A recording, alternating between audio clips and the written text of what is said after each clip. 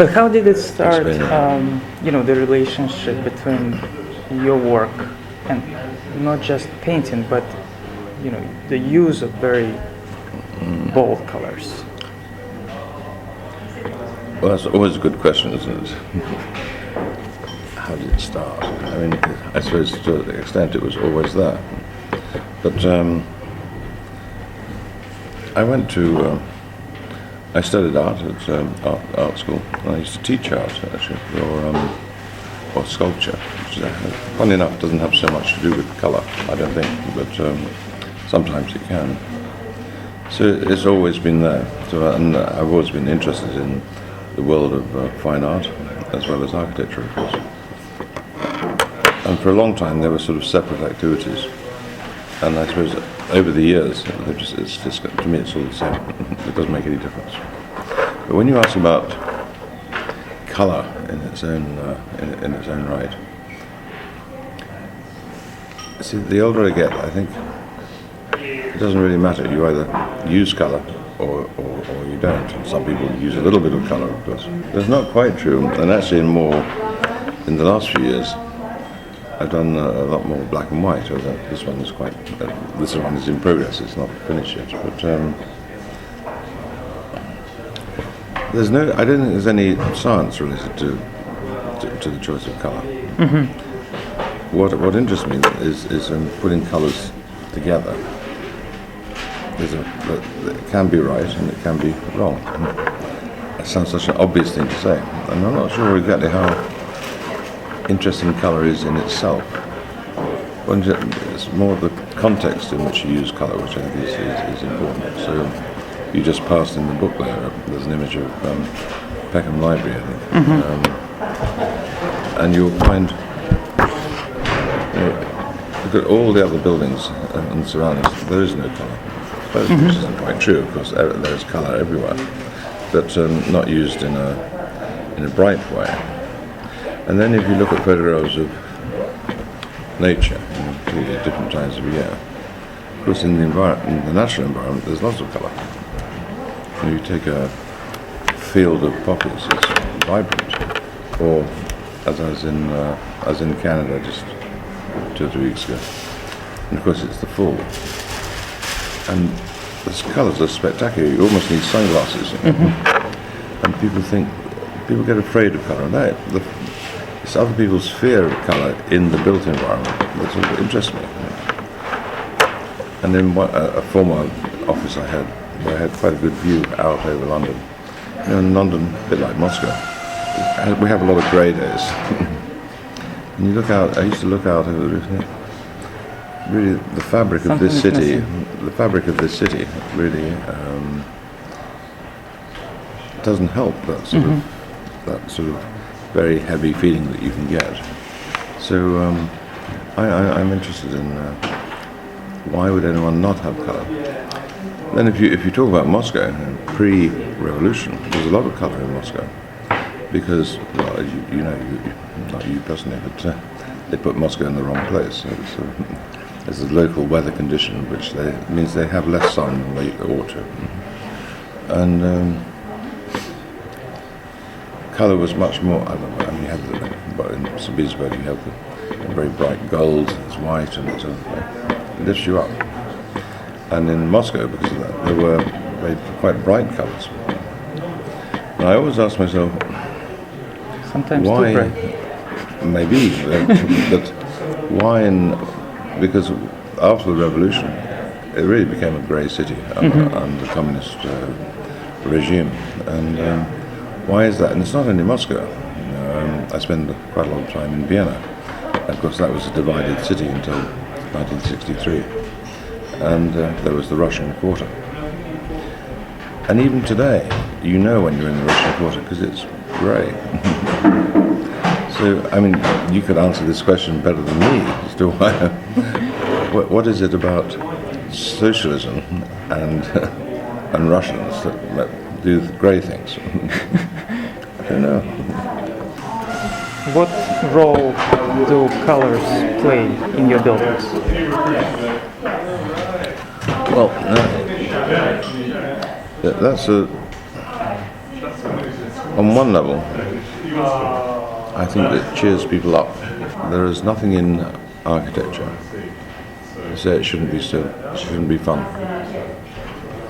To lighten it, to try and improve, or to cheer people up. A lot of people they have quite nice lives really, but they can feel miserable. And I think colour does have an effect on the way that we behave and the way we feel, the ambience of the place. And certainly in that one with the coloured glass, in fact, it then casts coloured shadows inside the inside the space, and it just helps. If there was no colour on that building, it would be a completely different experience. But again, the architectural critics, they don't like the idea. They think that fun and architecture don't go together. And I was asked them, well, why not? Where in the rule book does it say these things don't go together? And fun is a very serious activity. So the role of colour in buildings is not primarily to do that, but it's one of the factors. There is a little quote you said before, painting has helped me rediscover what architecture is and what it is not. If you could talk a little bit more about the process.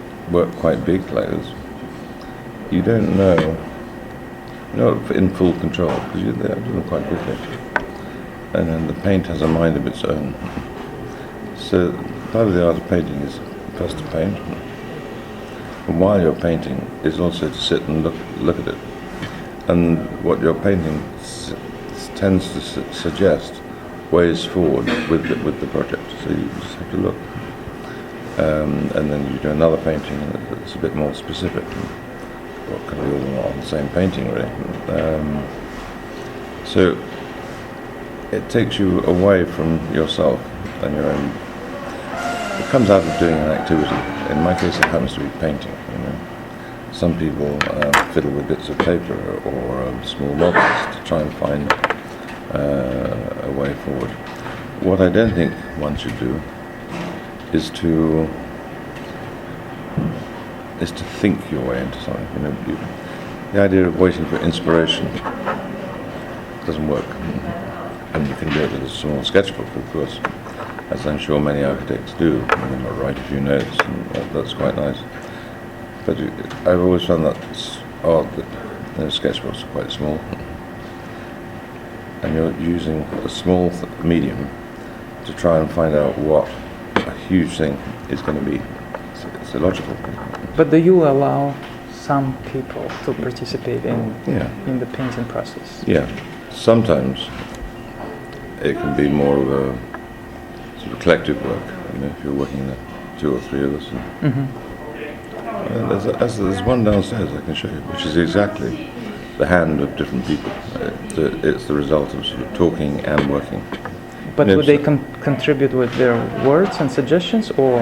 No, they actually say it was. There's the paint, do it. That's fine. But what about everything else? Is this context, or these are also different ideas around it? Because okay, now you move into the subject of painting, and that can change as you go on. But painting, for me, where it is at the moment is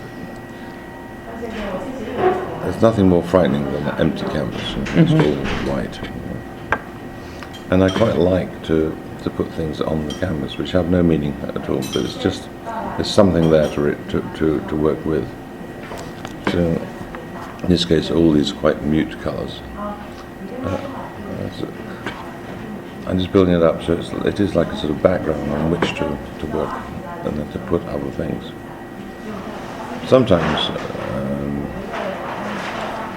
I have a studio in the country, and usually I do a lot of things on paper there. Quite big sheets of paper. If I'm working on one sheet of paper, I'll have a clean sheet on the floor. The things that drop off there already start the next painting for me. It's quite good. Takes away that fear later on. And you're talking about paint, like dripping paint? Or? Dripping paint or bits of charcoal dust or what, it doesn't matter. Sometimes I stand on it,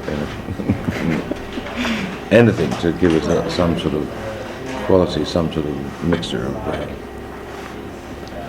As I say, losing control is quite an important part So of the it's process. subconscious. Yes, Subconscious. absolutely. Yeah. Do you try to achieve a sense of beauty in your buildings or paintings, or you don't No, question? I don't. I like the word beauty a lot, and I use it quite a lot. But I don't think you can strive to. If you said to me, "I want you to do a building, and I want it to be beautiful," that would be really hard, really hard, because beauty is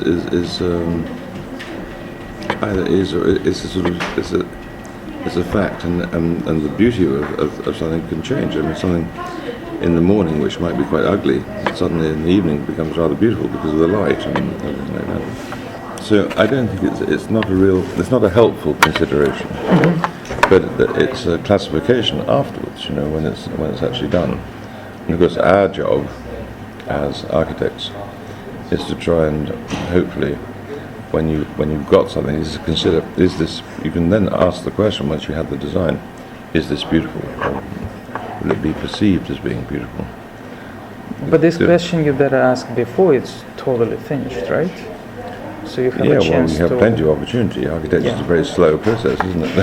Between the first pen to paper and the buildings, usually a long time.